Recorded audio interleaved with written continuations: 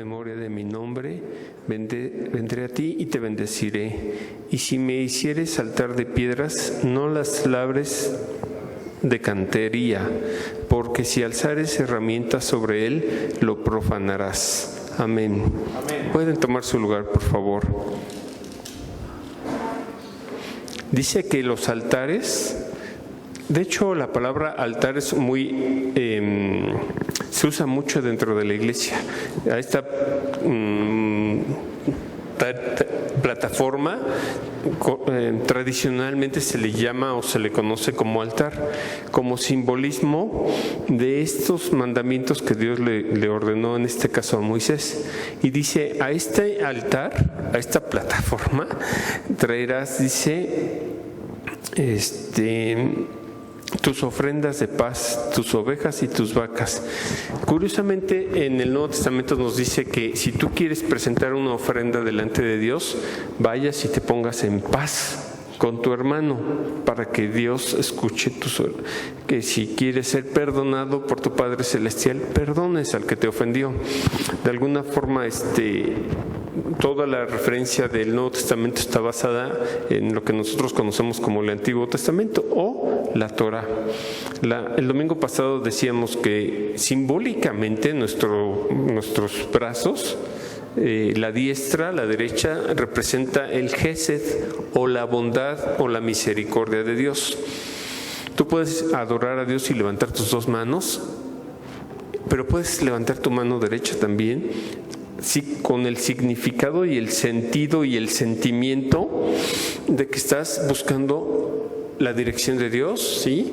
La bondad de Dios, la gracia de Dios, el perdón de Dios. Y cuando levantas tu mano, que son 5 dedos, curiosamente toda la ley que Dios le dio a Moisés, que la conocemos como Pentateuco o Torah, son 5 libros. Y entonces cuando levantas tu mano con tus 5 dedos, estás diciéndole a Dios, reconozco esa ley en mi vida, en mi familia, tu soberanía. Incluso en el pueblo de Israel se cubren la cabeza, ¿no? Los hombres y las mujeres, con una kipá, y no me acuerdo cómo se llama el pañito que usan las hermanas casadas. Velo. Sí. Entonces, las mujeres casadas usan velo, las mujeres solteras no. Son formas que socialmente hemos adquirido. En consenso de hecho en muchas congregaciones o iglesias, todas las mujeres van con velo, sean casadas o no sean casadas, pero ya son, ¿cómo se dice? Tratos, convenios, acuerdos en cada congregación. Bueno, hace unos meses había un par de espadas colgadas ahí que tenían un significado, un sentido o una raíz espiritual. En el Nuevo Testamento se nos habla mucho de que usemos la espada del Espíritu, la armadura que Dios nos dio, una coraza de justicia, el yelmo de la salvación, dice. Pero vamos a tratar de armonizar ese ejemplo o esos simbolismos con lo que viene en la Torá, en la ley de Dios. Amén. Entonces, este versículo es la raíz de esta enseñanza de hoy. Dice así: y si me hicieres un altar de piedras, no las labres de cantería, porque si alzares herramientas sobre él, lo profanarás. ¿Qué tipo de herramientas? Hierro. Si tú tomas hoy cuando nosotros vemos en alguna hacienda que hay piedras negras para poner muros, algunas piedras aprovechan la forma de la piedra para ponerlo y algunas les dan forma con un cincel o con alguna herramienta. Bueno, en todos los altares que la Biblia menciona, ya sea Moisés o Abraham o Isaac o Jacob, esta era una regla, que debían de ser piedras que no hubieran sido talladas por hierro. Si vamos por favor a Deuteronomio 27, 5 y 6.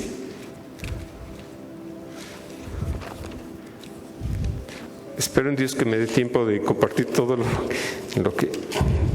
Deuteronomio 27, 5 y 6 dice: Y edificarás allí un altar al Eterno tu Dios. ¿Altar de qué? De piedras. No alzarás sobre ellas, ¿qué dice? Instrumento de hierro. Y después, de piedras enteras edificarás el altar al Eterno tu Dios y ofrecerás sobre el holocausto al Eterno tu Dios, y allí sacrificarás ofrendas de paz y comerás allí y te alegrarás delante del Eterno tu Dios. Entonces ya tenemos dos accesorios para el altar: las piedras enteras que no sean talladas por hierro. De alguna forma, Primera de Reyes capítulo 6 y versículo 7, por favor.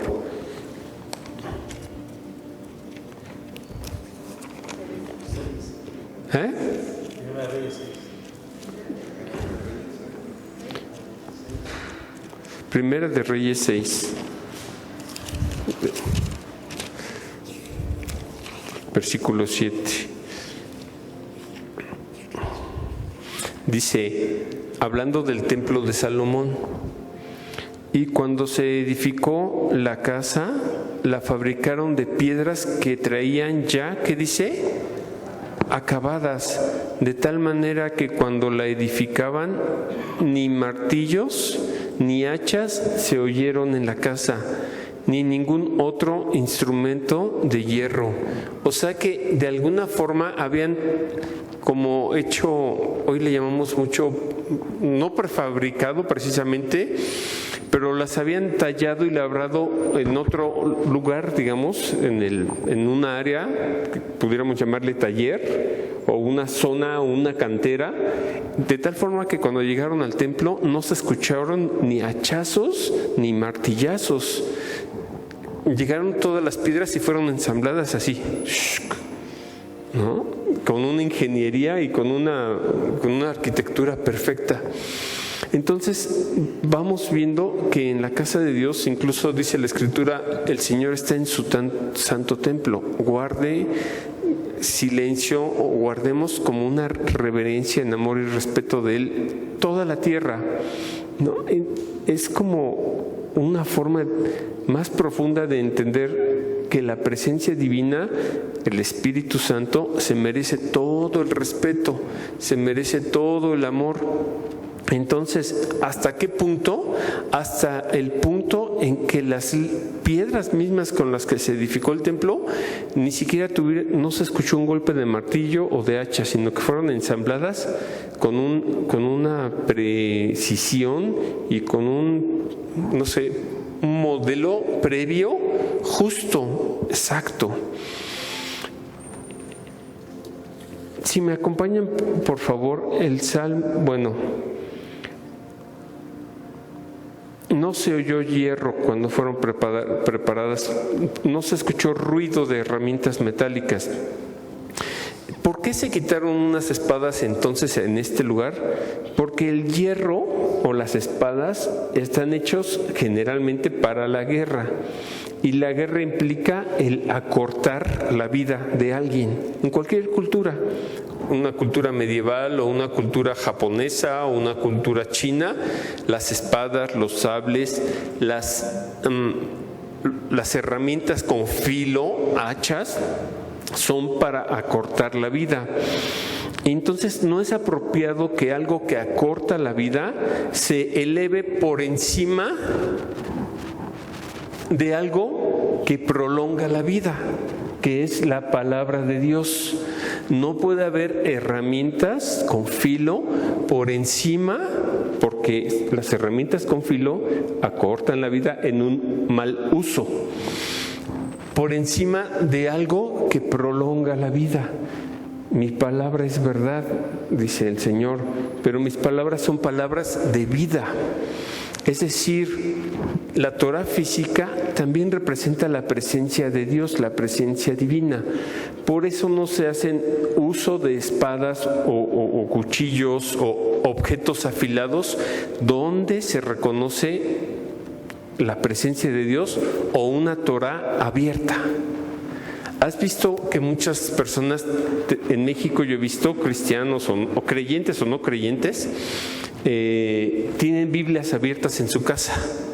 Porque representa justamente eso, el reconocer la presencia y la protección de la palabra de Dios en tu hogar. Y sí, yo me acuerdo que en mi juventud, con estos temas de posesiones y todo, solo el hecho de que una persona posesa tocara la Biblia ya le provocaba unos efectos biológicos, así como solo por tocar la Biblia, esta traducción que nosotros tenemos. Imagínate el poder que hay en este libro, que generaba incluso estos, no sé cómo decirlo, sarampión, como efecto de sarampión o viruela en el poseso, ¿no? O cosas más que no tienen mucho al caso ahorita que hablar, porque estamos hablando de la presencia de Dios. Entonces, así como ellos edificaban altares sin labrar las piedras, sin ponerle mucho más, no es el tema externo o exterior, sino el interior. Y entonces ellos edificaban los altares o el templo sin objetos de hierro y menos que tuvieran filo. Incluso hoy en nuestros días, en la mesa donde comemos también representa un altar. Y cuando están los alimentos puestos, oramos delante de Dios y decimos: gracias por todos estos alimentos que nos das, por tu misericordia. También son como una especie también de ofrendas de paz. ¿Qué haces cuando estás enemistado con alguien? Ya dices: ya, compadritos, ya vente, vamos a comer, ¿no? Vamos a echarnos un cafecito. Pero vas a una mesa donde incluso, en una mesa se hacen negocios en el mundo secular. Entonces la mesa también es una especie de altar. Por eso, como una costumbre dentro del pueblo de Israel, con los mantelitos, con las toallitas, incluso se tapan los cuchillos antes de orar y de darle gracias a Dios por los alimentos, porque los cuchillos que tienen filo también no pueden estar por encima de una oración donde tú estás expresando un agradecimiento a Dios. No es Feng Shui. Si fuera Feng Shui dirías: sí hay que hacerlo, porque el Feng Shui dice que eso no se debe de hacer. ¿Me explico? Pero más que eso, es un respeto por la presencia divina en la mesa que Dios nos provee de todos esos alimentos. Y como simbolismo, el Pesaj o la Pascua con el Mesías. Y también ese Pesaj o esa Pascua con el Mesías es simbólico de lo que vamos a hacer cuando estemos en la presencia de nuestro Dios, cuando ya no estemos en este cuerpo avatar, en este cuerpo físico, y todos reunidos a la mesa, es Cristo quien va a ser. Bueno, no me salió la tonada, pero con el Mesías nos vamos a sentar en esa mesa, amén, donde no va a haber filos. Un banquete, ¿no? Un banquete de gracia, un banquete de misericordias, un banquete de salvaciones, de presencia divina, de gozo y de alegría. Entonces es un bonito recuerdo, sugerencia. Incluso tapa los cuchillos con tu servilletero, con tu mantelita, con la telita incluso de las tortillas, no importa con esto, pero el chiste es que esté tapado. E incluso algunos no ponen los cubiertos hasta después de que se da gracias por los alimentos. Y son bonitas, ¿cómo se llaman? Costumbres que te recuerdan que donde hay una Torah abierta, nosotros digamos que la Torah o la enseñanza del Mesías está en nuestro corazón. Si esa Torah está en nuestro corazón y es, como decimos los mexicanos, vengo con el corazón en la mano, ¿no? Bueno, con el corazón del Mesías con la Torah del Mesías en nuestro corazón, si es una Torah abierta, no debe de haber algo filoso que se eleve por encima de eso. Y lo filoso a veces es lo que no se ve, las intenciones, lo feito, sea mental, pensamiento, emoción o acción. Entonces, nada de eso filoso debe de elevarse por encima de la Torah del Mesías que hay en tu corazón y en tu vida. Debes de ponerle incluso a eso filoso también unos buenos mantelitos. Espérate con esas posibles venganzas o con esos resentimientos, tápalos con un mantelito, porque la Torah del Mesías está abierta en ti, en mí, en nuestra casa. Amén. Salmo 64:3, por favor. Y todos reunidos, hasta que no me quede el tono, a la mesa. Salmo 64:3 dice, desde el 1: escucha, oh Dios, la voz de mi queja, guarda mi vida del temor del enemigo, escóndeme del consejo secreto de los malignos, de la conspiración de los que hacen iniquidad, que afilan como espada su lengua. Lanzan, ¿qué dice? Cual saeta suya, palabra amarga. Dice que afilan como espada, ¿qué? Su lengua. Entonces, ¿qué cosas filosas puede haber en mí? Pues aquí dice, la lengua. Cuando decimos comentarios con jiribilla, con buscapié, ¿cómo se dice? Con intenciones así de chanfle, ¿no? Que tú sabes que dijiste esto aquí, pero que eso que tú dijiste va a provocar una triangulación o una curvatura donde va a llegar justo y donde tú lo querías colocar, pero con una intención no bonita. A veces hasta con la pareja pasa. ¿Sabes dónde darle el chanfle? Es justo la entonación, el timbre, y ¿sabes dónde va a llegar esa palabra? A pegarle justo donde sabes que le duele. Y eso es lo que Dios quiere que nosotros le entreguemos a Él. Que no haya esa curvatura o triangulación o directa o indirecta con filo, para que mi lengua no tenga ese uso, sino que sea algo corregido para Dios, para el Dios que me habita, para la Torah del Mesías que me habita. Entonces, Proverbios 12:18. Vamos en la primera página y son 6, así que Dios quiera que me dé. Proverbios, Salmos, Proverbios.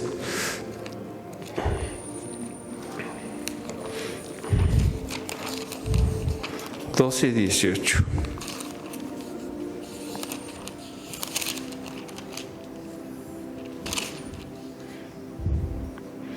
Desde el 17 dice, el que habla verdad declara justicia, mas el testigo mentiroso engaño. El 18 dice, hay hombres cuyas palabras son como ¿qué? Como golpes de espada, y mas la lengua de los sabios es medicina. Entonces, eso es para todos, empezando para mí. ¿Serán mis palabras medicina o serán como golpes de espada? ¿No? Y te puedes imaginar cualquier arte marcial en donde usan espadas o cosas similares, o has visto películas de esas muy gráficas donde se cortan partes del cuerpo y sangre y todo eso. Así son los golpes de espada, hacen daño. O sea, la palabra, la lengua, a lo mejor nosotros no alcanzamos a medir el alcance del daño que provoca en otros. Y sí, cuando nos toca de regreso, cuando alguien hace un comentario, por muy sutil que parezca, a ti te hace mucho daño, se convierte en algo mordaz, en algo... ¿Qué decimos nosotros? ¡Ay, esta persona muerde fuerte!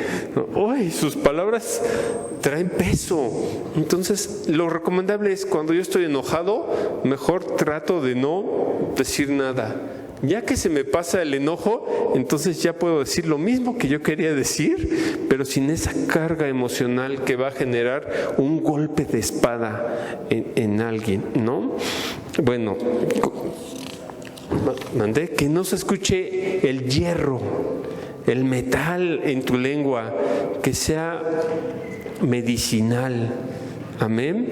Puede ser que lo medicinal no sea dulce o agradable, pero a lo mejor sabe amargo, pero no te envenena. La medicina también a veces es un tanto amarga, pero es para bien y para vida. Entonces, bueno,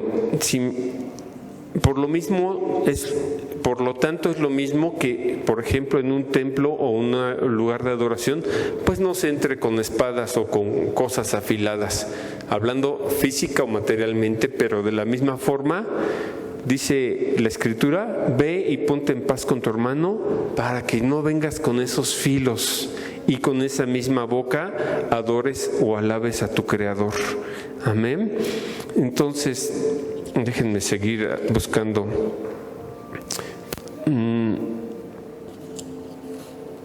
Puede haber metal en el altar, pero no cortante, no con filo.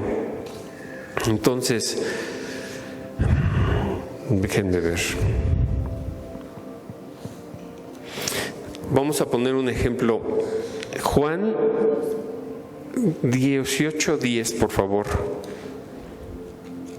Es la misma evento, pero platicado por los 3 discípulos distinto. Juan 18:10 dice así: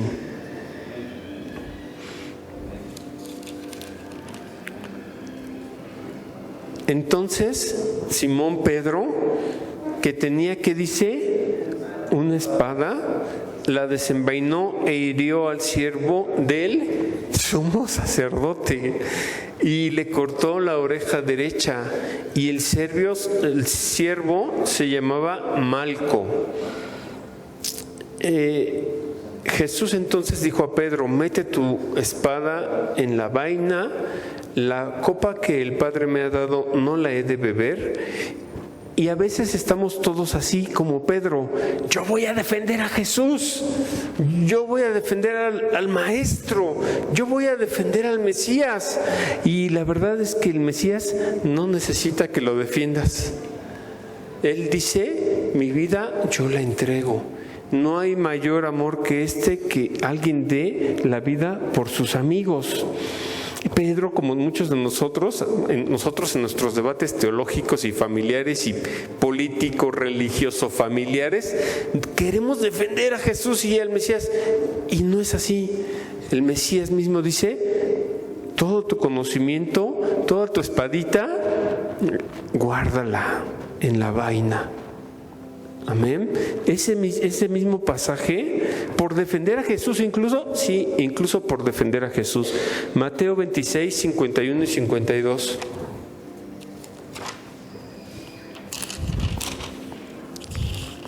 Mateo 26, 51 y 52. Dice: pero unos de los que estaban con Jesús, o sea, ahí ya no dijo Pedro, ahí dijo uno, extendiendo la mano, sacó su espada e hiriendo al siervo del sumo sacerdote le quitó la oreja. Nuevamente Jesús le dijo: vuelve tu espada a su lugar, porque todos los que tomen la espada, ¿qué? La espada perecerán. Si nos vamos a guarda tu espada nuevamente, ¿no? Es como dicen, si pegas, te pegan. O como dicen en el mundo, se dice: el que se lleva se aguanta. Y entonces dice nuestro Mesías Yeshua, Jesús dijo: no le entres esos jueguitos del que se lleva se aguanta. Guarda tu espada. Lucas 22, 50 y 51. Lucas 22 es el mismo pasaje. Versículo 50 y 51 dice así: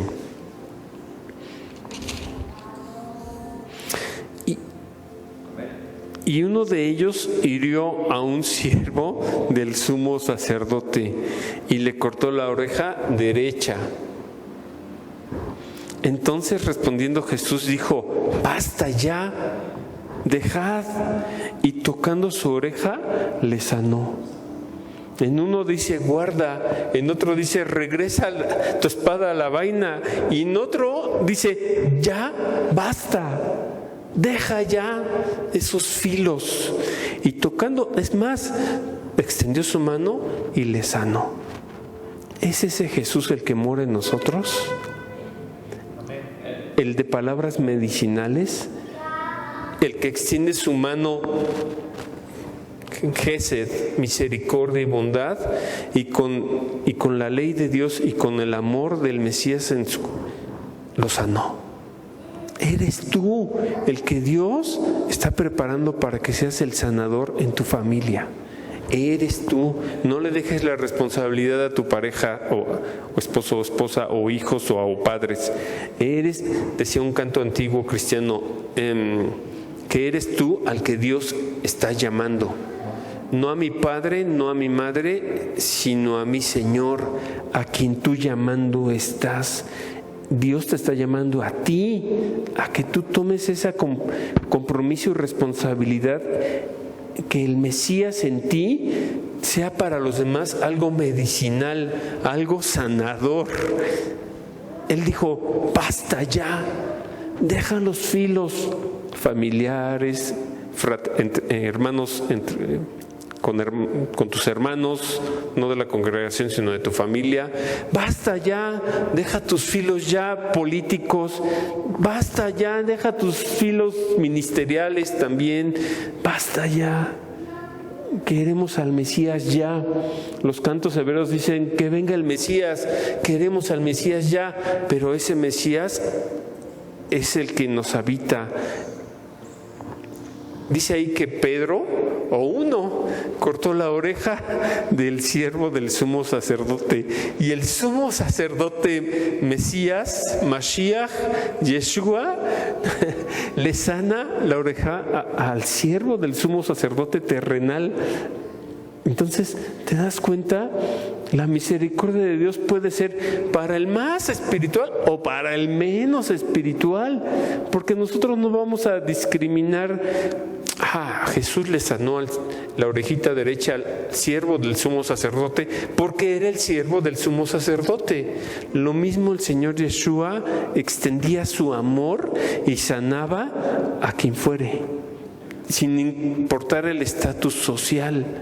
Era su amor incondicional, el amor que el Padre puso en él, el que él manifestaba, que no usa filos, que curiosamente en la iglesia cristiana siempre, y hasta hacen memes de eso. Dicen, estuvo muy buena la predicación porque fueron muchas pedradas, ¿no? Como aceptando una situación de yo soy pecador y sí merezco que me apedreen. Y nada de eso. No debe de haber piedras labradas, talladas con filo. Es más, la palabra misma de Dios podríamos hacerla ahorita me estoy acordando, obsidiana. Es una piedra tallada que usaban nuestros antiguos para herir a otros guerreros. Olvidemos nuestras obsidianas. Sí, era de mi costumbre, de mi origen, de mi poblado, de mis ancestros. Dios te invita a que tú también sanes a tus ancestros, dejando tus piedras filosas, talladas. Que olvides esa parte donde así somos en mi familia, ¿no? Todos temperamentales o todos, cualquier exceso, cualquier clase de filo que hay en tu familia. El Mesías en ti puede cambiar tu corazón y quiere hacerlo, para que no haya nada por encima de su palabra de vida, su palabra de amor, su palabra de bendición, su palabra de libertad. A veces fíjese que a mí me pasa mucho que quiero compartir tanta información y de pronto quiero compartir tanto de lo que hay en mi corazón que incluso tú te pones como piedra solito, ¿no? Y terminas al final del compartir como diciendo, ay Señor, no compartí lo que yo quería porque yo mismo labré o puse piedras en el camino. El mundo dice que X persona fue una piedra en mi camino, ¿no? Tampoco de esas piedras. A nadie le digas que es una piedra tallada o labrada especialmente para hacerte un mal. Porque Dios no quiere eso. Quiere que que tú en tu corazón, incluso dice la Escritura que las piedras hablarán. ¿Qué piedras hablarán? Las que son enteras, las que no llevan filo, las que no han sido labradas por hierro. Esas piedras sirven para construir el templo de Dios o los altares para Dios, pero tú mismo eres eso. A veces nosotros mismos entorpecemos nuestro crecimiento o nuestro andar, postergamos, como si nosotros mismos hiciéramos un camino más empedrado de lo que es. Cuando Dios y su palabra te está diciendo, yo hago caminos llanos, yo ya preparé esos caminos por los que debes y puedes andar. Amén.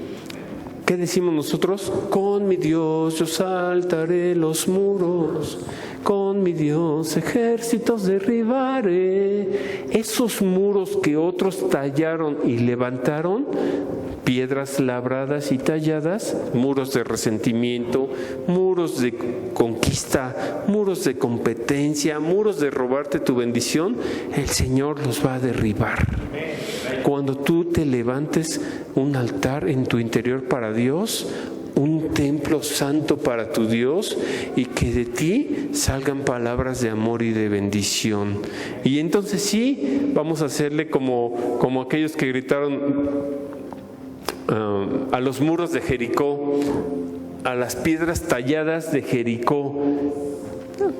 Cristianamente decimos un grito de júbilo, o un poquito más con una raíz espiritual, podremos pronunciar un nombre de Dios o las bendiciones de los atributos de Dios para mi vida. Pero sabes que al expresar eso, los muros, las piedras labradas como una oposición para tu vida, van a caer. Amén. Entonces, no levantemos más muros de esos. No estemos de mochaorejas. ¿Sí? ¿Cuándo somos mochaorejas? Es que tú no me escuchas lo que yo te estoy diciendo. No, sí te escucha. A lo mejor te va a escuchar cuando se lo digas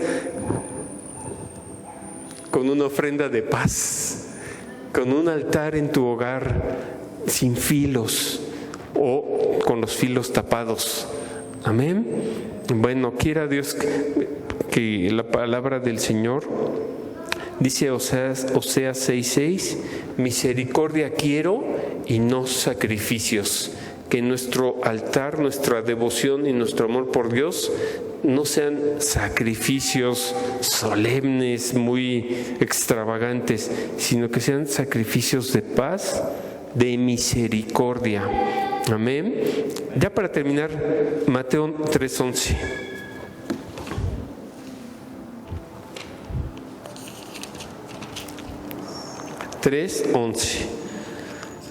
Juan el Bautista dijo: yo a la verdad os bautizo en agua para arrepentimiento, pero el que viene tras mí, cuyo calzado no soy digno de llevar, es más poderoso que yo. Él os bautizará en Espíritu Santo y fuego. ¿Qué es lo que sí hay en un altar? Piedras enteras y puras. Fuego perpetuo, un fuego que no se apaga. Él los bautizará en Espíritu Santo y fuego. ¿Qué más había en los altares? Sal. Levítico 2:13 dice: ofrenderás toda ofrenda con sal.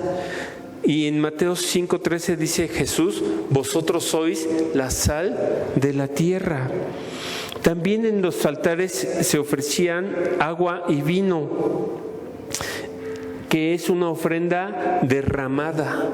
La palabra de Dios dice que nosotros, Salmo 62:8, derramemos nuestro corazón delante de Dios, como esas libaciones, como esas ofrendas derramadas de agua y de vino. Juan el Bautista dijo: si bien yo bautizo con agua, es una ofrenda de paz que tú te acerques a Dios y lo reconozcas a Él para que Él limpie tu vida y tu camino. Es como una ofrenda, una libación de agua, una ofrenda de paz con agua, una purificación.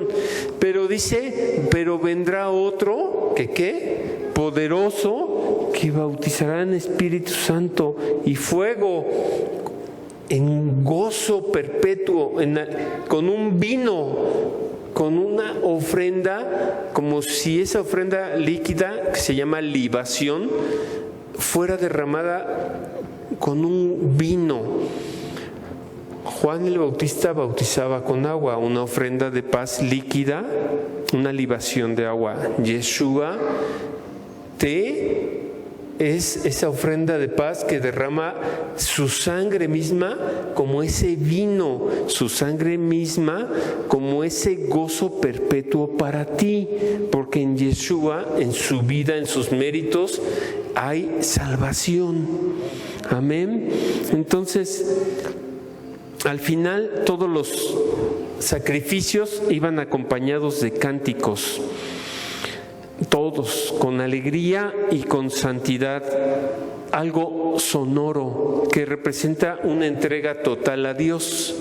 Y entonces al final, justo cuando nosotros venimos al templo y decimos vamos a cantarle a Dios, es como nosotros le ofrecemos a Dios esos cantos como una ofrenda de paz, como agua. Incluso el bautizo es en agua y en espíritu y en un vino espiritual, en un gozo con el Señor, con cántico nuevo, y esa ofrenda sonora crea en nuestro interior ese estado que nosotros llamamos el Espíritu Santo de Dios. Jesús dijo el reino de los cielos, o Adán y Eva dijeran el paraíso. Y más allá, el Edén al que el Señor nos está llamando. Entonces, ¿qué sí y qué no debe de haber en el altar? Ya lo vimos hoy. Mucha sal, muchas ofrendas que son derramadas, agua y vino. Tiene que haber piedras enteras, como puras, y debe haber un fuego perpetuo en tu corazón. Nunca dejes de amar a Dios por más decepciones humanas que tengas. Nunca dejes de abrazar su presencia y su bondad. Amén. Bendito sea el Señor y bendita sea su palabra. Vamos a cantar para despedirnos 2 cantos, un canto de alabanza y después la oración sacerdotal. Amén. Amén. Esto no se lo había dicho Jonathan, así que ahorita lo estoy poniendo a apurarse, como siempre. No, derrama tu corazón con alegría delante del Señor. Amén.